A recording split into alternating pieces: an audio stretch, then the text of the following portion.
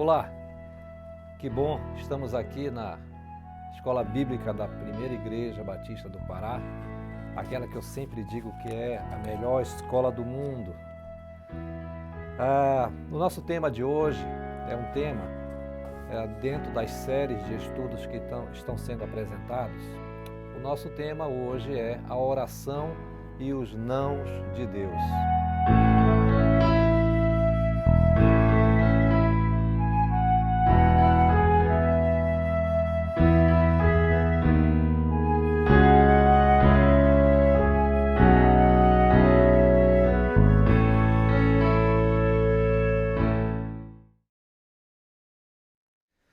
Estamos vivendo um tempo de muita aflição. Nós estamos vivendo um tempo de muita dor e angústias, problemas. Alguns irmãos perdendo emprego, outros queridos perdendo os seus queridos. Mas a minha palavra hoje com este tema é, antes de tudo, para te trazer esperança. Esse estudo Deus aplicou primeiramente no meu coração, que por vezes fico reflexivo diante desse tema. Essa esperança que quero te falar hoje, diante desse tema da oração e os nãos de Deus, não é a esperança como o mundo apresenta, a esperança duvidosa, não. A esperança que eu quero trazer para você é a esperança bíblica, aquela que é uma alegre expectativa, a viva esperança.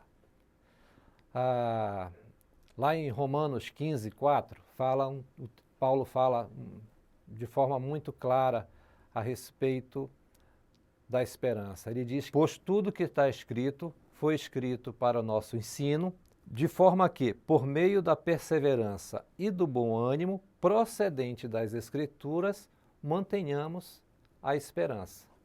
Essa esperança, ela não tem harmonia com a incerteza. A esperança bíblica que nós temos, ela é unida com a certeza, por uma única razão, simples. Ela procede de Deus. Então, querido, eu preparei este estudo e eu tenho alguns objetivos com esse material. O primeiro princípio, o primeiro pensamento que nós temos que ter é que Deus responde às nossas orações. O Salmo 66, 20, fala uma coisa interessante. Bendito seja Deus, que não nos rejeita a oração, nem afasta de mim a sua graça. Então, o primeiro ponto, o primeiro objetivo que eu quero levar nesse ensino de hoje é que Deus responde às nossas orações. O fato de Deus responder às nossas orações não quer dizer que Ele sempre vai responder sim. Não, algumas vezes nós temos que lidar com a espera e algumas vezes nós temos que lidar com alegria o não de Deus. Mostrar de forma bem prática que Deus nos coloca, por meio das suas escrituras, uma maneira de viver o tempo presente, um tempo de sofrimento, um tempo de angústia, que é olhar para a eternidade. A gente vai ver isso ao longo dos estudos. Eu preparei 5 pontos que nós precisamos considerar quando a gente pensa sobre a oração e os nãos de Deus. Meu desejo é que esses pontos eles te levem a uma maturidade cristã, de forma que você e eu tenhamos uma vida, um viver que seja agradável ao Senhor, sempre gratos, sempre alegres. Essa é a maneira como nós, crentes no Senhor, precisamos viver. Eu quero te apresentar logo de imediato com um rumo, né? uma trajetória do que nós vamos ver. São 5 pontos. O primeiro ponto é que Deus vê o que nós não conseguimos enxergar. Deus tem sempre algo melhor. Deus tem os seus propósitos. Deus também utiliza esta situação dos nãos de forma, o sofrimento, de forma que nós possamos consolar outros pelo consolo que estamos recebendo. Crescer em maturidade e entender que o não sempre está acompanhado da sua graça. Por meio disso, a gente vai compreender que o não, o sim e o espere de Deus, e isto é importante para a gente entender. O não, o sim e o espere são vitoriosos, porque eles procedem do próprio Deus. Então esse sentimento, a postura de uma maturidade cristã diante das respostas do Senhor é a nossa meta no dia de hoje. Deus é capaz de enxergar todas as situações. Deus olha o todo. E quando ele diz não, a gente precisa entender que o Senhor tem todos os elementos na sua mão. Olha o que esse texto aqui diz, Hebreus 4:13. Nada em toda a criação está oculto aos olhos do Senhor. Tudo está descoberto, exposto diante dos teus olhos, daquele a quem havemos de prestar contas. Isso está em Hebreus 4:13. Isso mostra que, do ponto de vista de Deus, ele é abrangente, ele é profundo. Esse outro texto aqui nos dá uma diretriz diante das circunstâncias que nós estamos vivendo. E quando nós pensamos que o Senhor enxerga tudo, ele tem um completo, a gente precisa dar uma resposta, ter uma reação diante do sofrimento, das situações, dos reveses que muitas das vezes nós estamos vivendo. Esse texto diz: o Senhor é bom, é fortaleza em tempo de angústia, Ele conhece aqueles que nele confiam. Isso está em Naum 1:7. Esse texto mostra que o Senhor, ele não é indiferente ao nosso sofrimento. Quando a gente recebe, às vezes, a gente está orando ao Senhor e alguma das vezes as nossas orações, as nossas súplicas, os nossos clamores não acontecem muito conforme aquilo que desejamos, nós precisamos lembrar desse texto, que o Senhor é bom, é fortaleza em tempo de angústia, e Ele conhece aqueles que nele confiam. Tem um outro texto que é em Isaías 26:3, que diz assim: Tu, Senhor, guardarás em perfeita paz aquele cujo propósito está firme, porque confia em Ti. O Senhor vai te guardar em paz. Esse pensamento de que Deus tem toda a sabedoria, não há falta de sabedoria do Senhor, nos ajuda a caminhar, a ir em frente. O outro ponto que nós precisamos pensar é: Senhor, Deus, tem algo melhor. Esse pensamento, essa consideração, nós encontramos um texto bíblico lá em Tiago 4, versículo 2 e 3, que nos dá uma certa orientação para estruturar o nosso pensamento. Por quê? Porque muitas das vezes nós pedimos ao Senhor, mas o Senhor não responde conforme aquilo que queremos. É porque o Senhor, muitas das vezes nós não estamos sabendo pedir. Nós estamos fazendo pedidos fora do propósito do Senhor.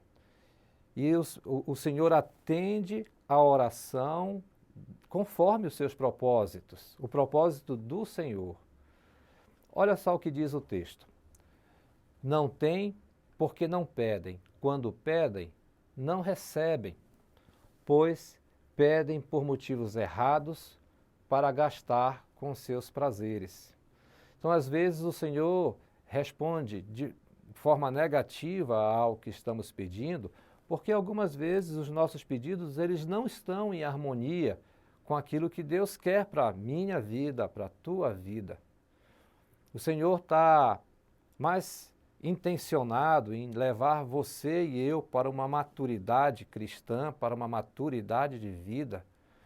Na verdade, quando lá em Romanos diz que todas as coisas concorrem para o bem daqueles que amam a Deus, esse bem é Jesus Cristo em nós. Deus está interessado em transformar o nosso caráter com o mesmo caráter do Senhor Jesus. Então, todas as coisas concorrem, tanto o sofrimento, tantas alegrias, as vitórias, para que Cristo seja formado em nós. Há um texto, lá em Isaías 55, 8 e 9, que também nos dá um direcionamento quando a gente pensa que Deus tem algo melhor. É quanto aos nossos propósitos, aos nossos pensamentos. Veja o que fala em Isaías 55, 8 e 9. Pois os meus pensamentos não são os pensamentos de vocês, nem os seus caminhos são os meus caminhos, declara o Senhor. Assim como os céus são mais altos que a terra, também os meus caminhos são mais altos que os seus caminhos, e os meus pensamentos mais altos que os seus pensamentos. Que texto maravilhoso para entender que às vezes nós temos decisões, tomamos decisões, fazemos escolhas e temos pensamento de que estamos indo no rumo certo, mas o Senhor sabe todas as coisas. Não há falta de sabedoria no nosso Deus. Então a gente se lança em confiança a esse princípio que Deus ele tem sempre algo melhor para mim e para você. O próximo tópico que a gente precisa pensar é que Deus tem o seu próprio propósito. Eu coloquei esse tema, esse pensamento, esse tópico no meio, porque ele é de muita importância para nós. Nesse tema, que Deus tem os seus próprios propósitos, nós lidamos com algumas coisas que são os decretos do Senhor. Há situações que o Senhor já decretou. Então um amigo pode perguntar para mim, se há situações que já há o decreto do Senhor, para que orar? Né? Uma pergunta intrigante. A melhor resposta que eu posso dar para o amigo é que o Senhor não muda, os seus propósitos, os seus planos não mudam. Agora, o Senhor manda, orienta, instrui por meio da sua palavra que nós oremos, não para mudar o coração de Deus, mas para mudar o nosso coração. Para mudar o nosso coração em ser pessoas submissas e obedientes ao Senhor. Bom, lá em Jeremias 29, é um bom texto e eu aconselho o meu amigo a ler esse texto com cuidado, de preferência mais de uma vez. Esse texto trata-se de uma carta que o profeta Jeremias escreveu ao povo de Judá que estava exilado na Babilônia. Foi escrito mais ou menos no ano 594 a.C. Jeremias escreveu, mas quem ditou foi o próprio Deus. E esta carta foi mandada para os exilados para dizer, em resumidas palavras, que o povo ficaria 70 anos no cativeiro, mas ele orientava o povo a estar orando. Lá para o meio do capítulo, em Jeremias 29, 12, o Senhor fala assim, então vocês clamarão a mim, virão orar a mim, e eu ouvirei, vocês me procurarão e me acharão quando me procurarem de todo o coração. Todo esse capítulo de Jeremias 29, o Senhor deixa claro a centralidade desse texto é que nós devemos aceitar o que vem da mão de Deus e precisamos deixar o Senhor fazer a sua vontade. E a nossa postura é uma postura de obediência ao Senhor. Muitas das vezes, meus amigos, a gente passa por situações em que, às vezes, na maioria das vezes, nós não conseguimos entender a situação, o que está acontecendo. É por isso que nós precisamos nos lançar com confiança no Senhor. Paulo, ele nos ensina em Romanos e também em Coríntios a olhar para a eternidade. O que é que Paulo nos ensina? Paulo, lá em Romanos 8, 12, ele diz assim: considero que os nossos sofrimentos atuais não podem ser comparados com a glória que em nós será revelada. Lá em 2 Coríntios, Paulo fala assim: pois a nossa tribulação leve e passageira produz para nós uma glória incomparável, de valor eterno, pois não fixamos o olhar nas coisas visíveis, mas naquelas que não se veem, pois as visíveis são temporais, ao passo que as que não se veem são eternas. Em resumida palavra, Paulo está nos orientando, diante do sofrimento, diante das dificuldades, a olhar para a eternidade. Então Paulo diz assim, que quando ele compara o que está reservado, né, a glória em nós, esse peso da glória em nós comparado com o que estamos passando, ele diz que é leve e momentâneo. Então, o que é que fica de lição para nós, para mim e para você, que vivemos, né, momentos de muitas dificuldades, de muitas lutas, de muita aflição? É olhar para Cristo, é olhar para a eternidade, é olhar para a viva esperança que é o Senhor Jesus. Entender que esse momento, essas situações, elas passarão. Essa palavra, essa instrução de olhar para a eternidade, é uma instrução revelada nas Escrituras para nós, para mim e para você. Esta maneira de pensar sobre olhar para a eternidade, ela é uma maneira que nós temos de reagir de uma forma agradável àquilo que as Escrituras nos ensinam. O outro ponto que nós, nessa trajetória de entender a oração e os nãos de Deus, os sofrimentos, é entender que algumas vezes o Senhor, pelos nossos sofrimentos que estamos passando, o Senhor nos consola para que nós também possamos consolar outros pela consolação que estamos recebendo. E isto a gente encontra lá em 2 Coríntios 1, 13 e 4. Olha o que esse texto diz. Esse texto é maravilhoso porque ele realmente nos dá, ele nos liga a expansão do reino do Senhor, ele nos liga, nos ajuda a prosseguir.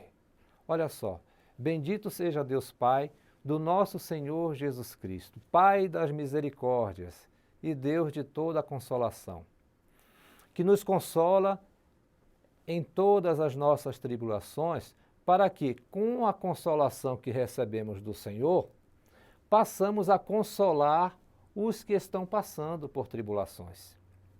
Então, nós somos submetidos a situações dolorosas, né? E eu entendo, às vezes o nosso coração sangra,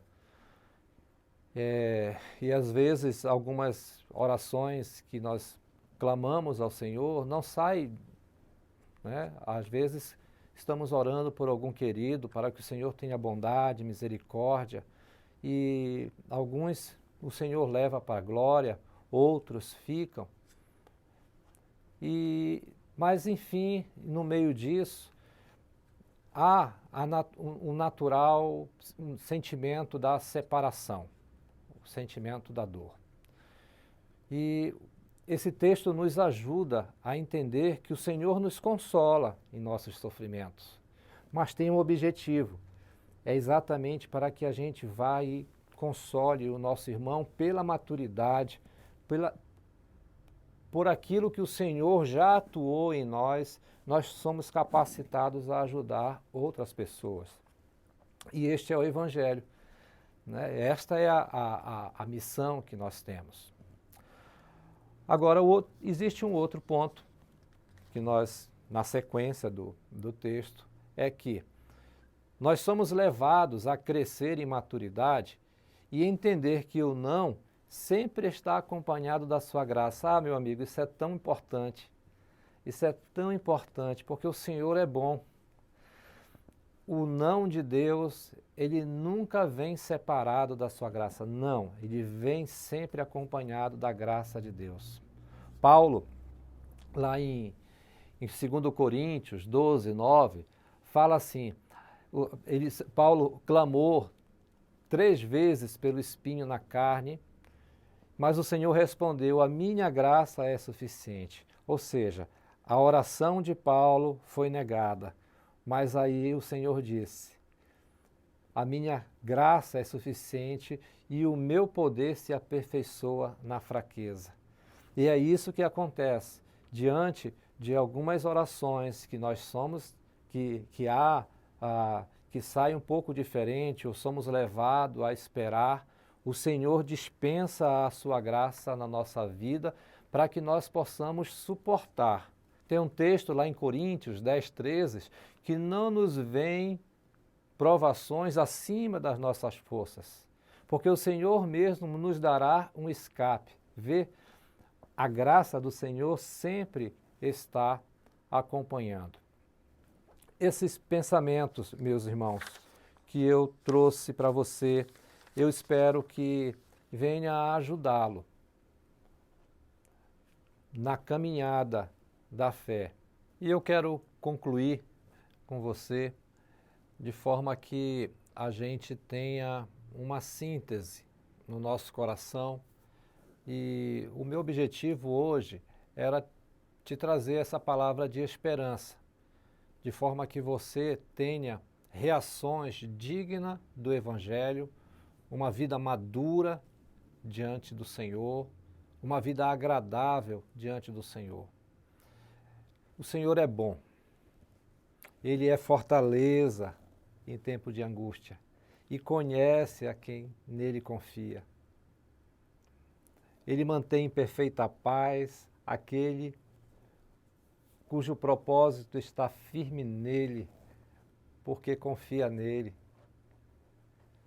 Bendito seja Deus que não rejeita a oração. Oh, meus amigos, eu quero te deixar aquela oração que Paulo fez aos Colossenses. Paulo orou que os colossenses fossem cheios do conhecimento do Senhor, cheios de sabedoria, cheios de entendimento e que tivessem uma vida agradável ao Senhor. Que o Senhor venha abençoar a tua vida, que o Senhor venha a completar no teu coração aquilo que Ele já começou. Muito obrigado.